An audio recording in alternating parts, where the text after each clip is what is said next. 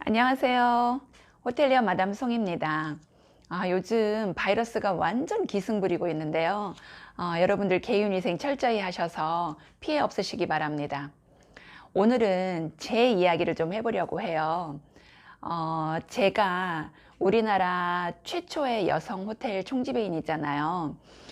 제가 어떻게 해서 우리나라 최초의 여성 호텔 총지배인이 되었는지, 그리고 대표이사까지 역임하게 되었는지 그것을 명상 차원에서 말씀드리려고 합니다. 지난번 개국 방송에서 호텔리어 마담 송 채널은 어떤 채널인지, 즉 다시 말해서 어떤 내용을 다룰 것인지에 대해서 말씀을 드렸는데요. 그 중에 하나가 명상이었습니다. 명상은 제대로 공부해 본 적이 없기 때문에 공부해 나가는 과정을 올리기 위해서 이것저것 뒤지다 보니까 가장 많이 나오는 내용 중에 하나가 끌어당김의 법칙이었어요. 그래서 그 끌어당김의 법칙에 대한 영상을 몇 편 보다가 갑자기 하는 그런 깨달음이 왔어요. 그렇구나. 내가 그동안에 해왔던 그런 생각이나 말, 행동 등이 나도 모르는 사이에 나는 끌어당김의 법칙을 실천하고 있었구나. 내가 끌어당김의 법칙에 대한 거를 미리 알았더라면 지금은 조금 달리 살고 있을까 하는 그런 생각이 들었습니다. 그래서 오늘은 제가 어떻게 대한민국 최초의 여성 호텔 총지배인이 되었는지, 그리고 대표이사까지 역임하게 되었는지, 그것과 도대체 끌어당김의 법칙과 명상과 무슨 관련이 있는지에 대해서 여러분들에게 말씀드리도록 하겠습니다. 저는 2009년도에 엠버서더 호텔 그룹의 첫 여성 임원이 되었어요. 지금도 그렇지만 그때 당시에는 오너가의 백그라운드 없이 스스로의 힘으로 말단 사원에서 그 임원까지 올라가기는 쉬운 일이 아니었거든요. 그러다 보니까 그 잡지사나 신문사에서 굉장히 많은 인터뷰가 쇄도했어요. 그래서 그 기자분들이 보통 인터뷰를 할 때 하시는 질문들이 호텔리어가 된 계기는 무엇이었는지, 그리고 남성 위주의 사회에서 여성이기 때문에 받은 불이익은 없는지, 가정과 이 두 개를 양립해 나가는 과정에 있어서 어려움은 없는지, 그리고 육아는 어떻게 했는지, 육아에 어려움은 없는지, 이런 질문들을 하세요. 그리고 대부분의 기자들이 마지막으로 하는 공통 질문은 말단 사원에서 여기까지 이렇게 임원까지 올라오셨는데 향후에 앞으로의 꿈은 무엇입니까? 라고 하는 질문을 보통 공통적으로 하시더라고요. 그날도 그 질문을 받았는데 사실 부임한 지 얼마 안 됐기 때문에 다음 꿈에 대한 생각은 별로 하질 않았거든요. 그런데 그 질문이 들어오니까 대답을 해야 됐잖아요. 그래서 언뜻 드는 생각이 네, 지금까지는 이 도심에 있는 서울 시내에 있는 호텔에서만 근무를 했는데 향후에는 그 일하면서 휴식도 취할 수 있는 리조트성 호텔에서 근무를 좀 했으면 좋겠다라고 대답을 하게 되었어요. 그리고 그 대답을 딱 하고 나니까 정말 그게 내 꿈처럼 느껴지는 거예요. 그래서 그 이후에는 계속 그 생각을 유지하고, 그리고 기회만 있으면 말을 하게 되었죠. 그리고 불과 몇 개월 지나서 제가 부산 해운대에 있는 노보텔 엠버서더 부산으로 발령을 받게 된 거예요. 여러분 아시죠? 노보텔 엠버서더 부산. 그 해운대 바닷가 가장 중앙에 있어요. 그 누구나 외국인이든 한국인이든 누구나 한 번쯤은 가보고 싶어 하는 그 해운대 정중앙에 위치해 있고요. 위치가 너무 좋아서 걸어서 동백섬도 갈 수 있고, 그리고 달맞이도 갈 수 있고, 바닷가만 있는 게 아니라 그 모든 인프라가 갖추어져 있어서 너무 생활하기 편리한 그런 곳이죠. 그리고 근무를 하면서 이 스트레스를 안 받을 수는 없잖아요. 스트레스를 매일매일 받기는 하지만 그 스트레스가 쌓이지 않는 곳이에요. 그 호텔의 정원이 바로 해변하고 연결이 돼 있고, 사무실도 바다가 이렇게 보이는 그런 사무실에 있으니까 스트레스는 쌓이지만 그 파도에 매일매일 그 스트레스를 그냥 같이 실어서 보내버리기 때문에 스트레스는 쌓이지 않는 그런 곳인 거죠. 내가 원하는 대로 그 일도 하면서 휴식을 취할 수 있는 리조트성 호텔로 발령을 받게 된 거예요. 그러니까 나도 모르는 사이에 나의 첫 번째 꿈이 내가 원하는 대로, 내가 내뱉은 대로 나도 모르는 사이에 첫 번째 꿈이 이루어진 거죠. 돌이켜보면 부산에서 정말 그 좋은 사람도 많이 만나고 좋은 그 시간을 많이 보냈는데요. 그 중에서도 가장 기억에 남는 것 중에 하나는 그 지금은 맛 칼럼니스트로 왕성하게 활동을 하고 있는 취생봉사 박상현 씨의 도움으로 부산과 김해 지역에 있는 맛집을 모두 섭렵한 것이죠. 그게 가장 기억에 남습니다. 그리고 여러분들에게도 기회가 닿는 대로 그 맛집에 대한 소개를 하겠습니다. 박상현 씨는 그 시절을 저에게 매우 감사하다고 얘기를 하는데요. 사실 저도 매우 박상현 씨한테 고맙게 생각하고 있죠. 그때 그런 이 좋은 맛집들을 소개를 해줘서 아주 외롭지 않게 즐거운 시간을 보냈기 때문에 박상현 씨 그때 고마웠어요. 그리고 앞으로 그 맛 칼럼니스트로서 승승장구 화이팅 하세요. 그렇게 부산에서 잘 지내고 있었는데 어느 날 그때 당시 고등학교 2학년이 된 제 아들이 심각하게 엄마의 그 부재를 느꼈는지 심각하게 얘기를 하더라고요.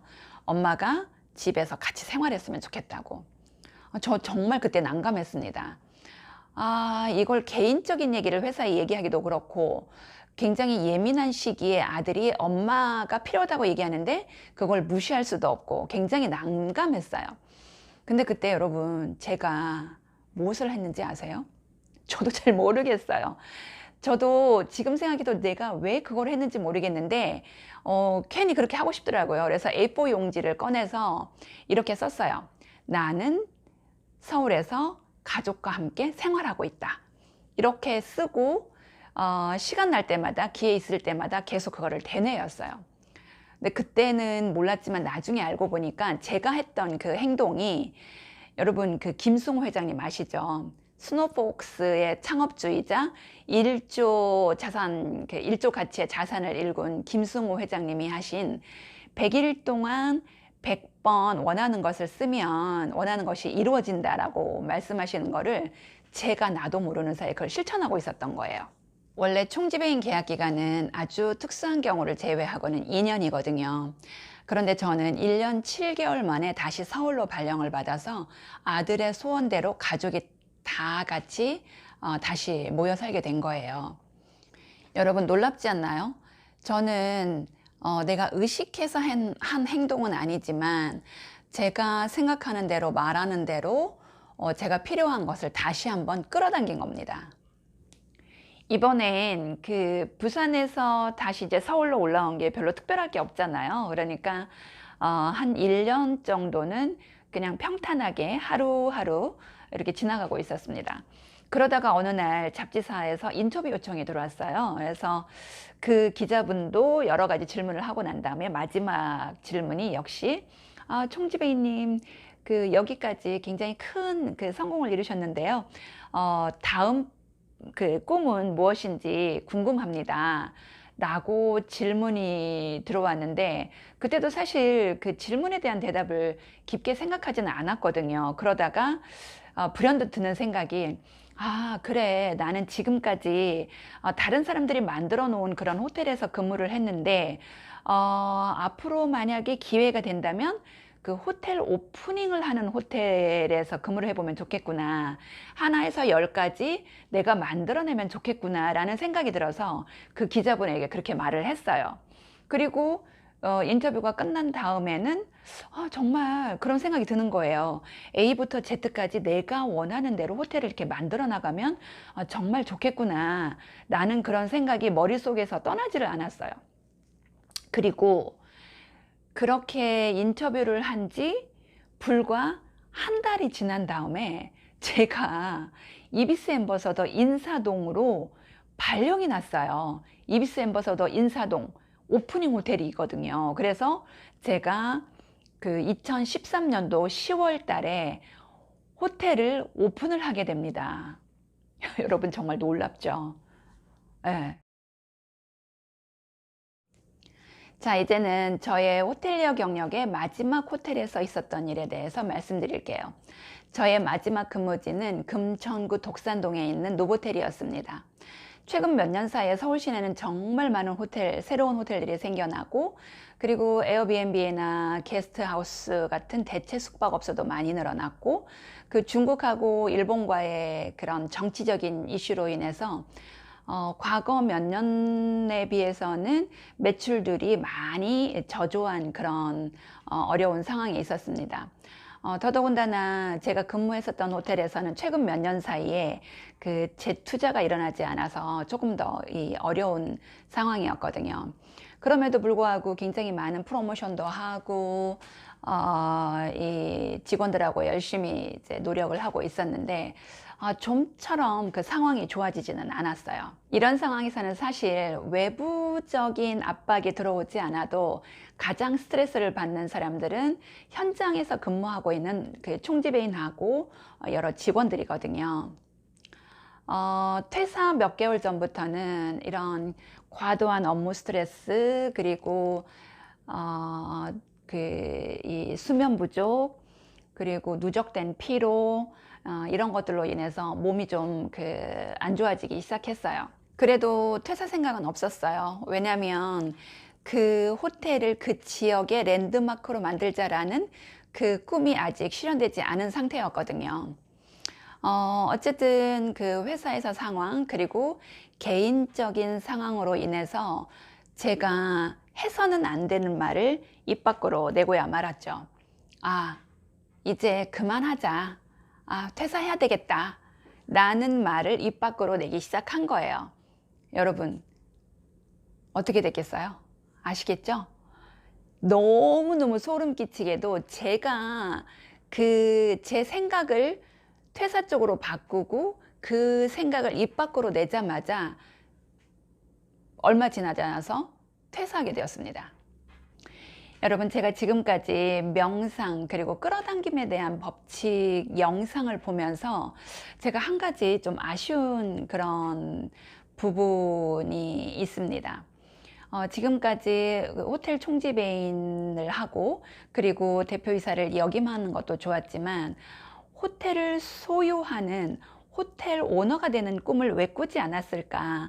만약에 지금까지 끌어당김의 법칙으로 끌어당김을 했던 것처럼 그러한 꿈을 가지고 있었더라면 지금쯤은 나의 호텔을 자그마한 거라도 나의 호텔을 소유를 하고 나의 운영 철학을 녹여낸 그런 호텔을 운영하고 있지 않았을까라는 그런 아쉬움은 남습니다.